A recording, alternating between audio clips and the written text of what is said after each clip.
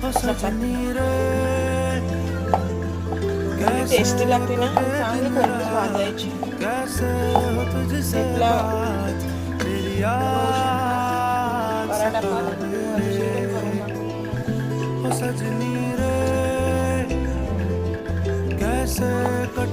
छोटे छोटे गोळे घ्यायचे बघा, छोटे छोटे गोळे घ्यायचे बनवले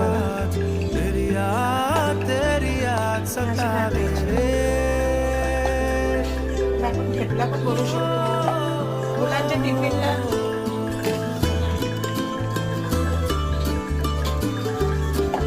मुलांच्या टिफिनला पण जर सॉस बरोबर दिले ना तर छान लागतं.